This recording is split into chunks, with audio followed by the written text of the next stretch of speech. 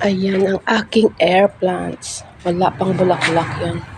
Kasi pag mamulaklak, magpapalit yan ang kulay niya. Yan, oh, sobrang init. Kawawa ang mga tanim ko. Pero green na green sila. Kasi palagi ko naman sila dinidiligan. Ayan.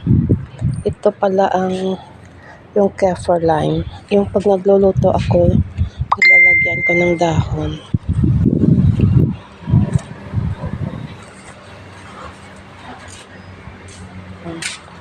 Dito tayo guys, punta tayo sa aking garden. Tingnan ko ang aking aragoy. Oh my God! Ang aso kong makulit. Dito tayo guys, tingnan ko ang aking tanim na bayabas. Oh my! Malaki na pala. Ang laki man na. Wow! Oh ayan oh. Malaki guys talaga. Oh tingnan mo. Oh ayan oh. Yung mayroon pa dito may isa. Oh, ang laki na rin. Oh, parang kailan lang yan, oh. Ang laki din. Ay. My God. Akala ko butiki pala. Oh, ayan, oh.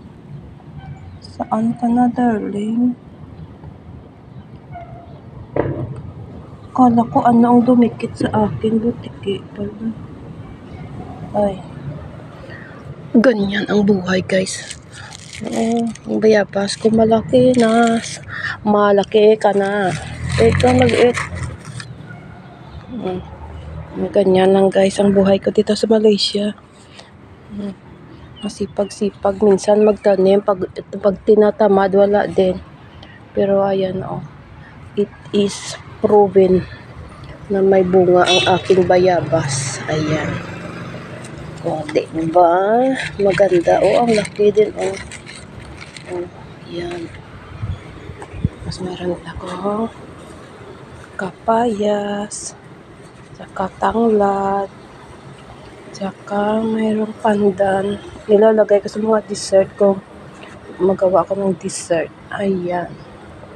Saka syempre, kamote. Oh my!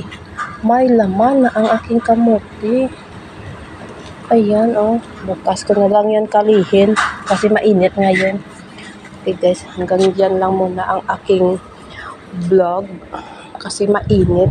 Oh, sobrang init. Thank you for watching my video. Have a nice day po. Mainit talaga, kawawa ang aking mga tanim. Thank you po. Have a nice day.